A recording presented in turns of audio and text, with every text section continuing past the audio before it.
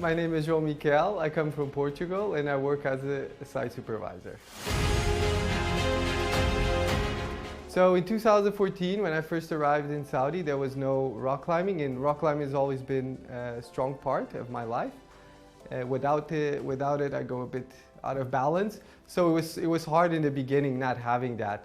But after 6 or 5 years of looking for rocks to climb, eventually I found a spot with the help of a local person. One of the most fantastic places I've been was a place called Tanomah, down south in the Asir region.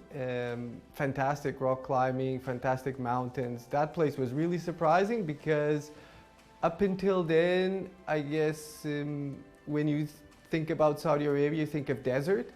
And when you go down there, you see the luscious green and the granite mountains, and yeah, it really blew my mind. I love the desert. I love the quietness. I love going out on Thursday night and just going out and camping. Every time I go there, and we just do our little fire. We have our little, we have our dinner under the stars, and we always go rock climbing, obviously. Then when we come back on Sunday to go to work, yeah, you just feel like you're new. You feel revived again, ready to tackle another week.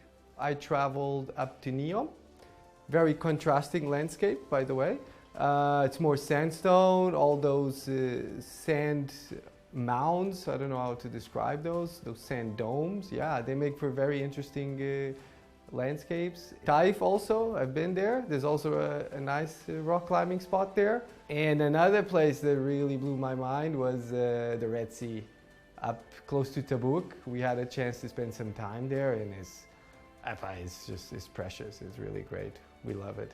One time that I went to the desert, trying to explore for new climbing areas, and my car broke down. I didn't have a signal on my phone, so I was in a difficult situation. I just packed all my water, started walking in the desert, and I ran into this local guy who offered to help immediately. He didn't even blink. He came, he fixed my car, and drove me to his local farm, and introduced me to his friends. We spent the day there. He gave me lunch, gave me water. Yeah, he kind of saved me. After that, because he saw how passionate I was about rock climbing, he offered to drive me around and to show the cliffs.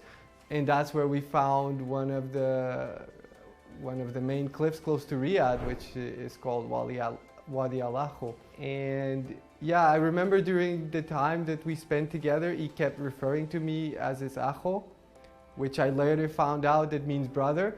And that's the reason why I named that place Wadi Al-Akho. I named it after him because of his generosity.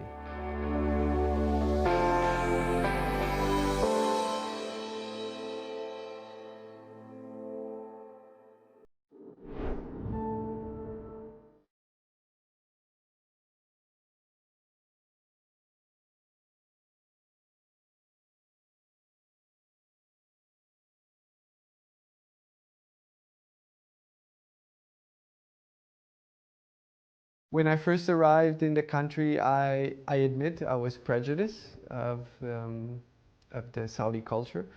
When we first arrive here, and when you're abroad, people who don't know the culture, who don't know the country, we hear a lot of gossip, we hear a lot of exaggerations, and having met my friend Naif, who rescued me in the desert, it's just totally broke all those stereotypes. Yeah, sometimes being away from the family and friends, it's a bit hard. I get a bit homesick every once in a while.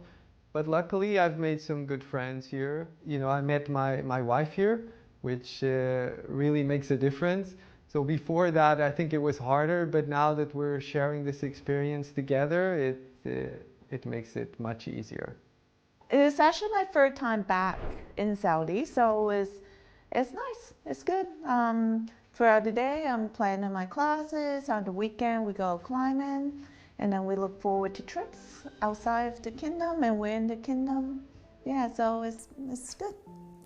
Yeah, I think it's nice that we have these activities and that we're able to share it.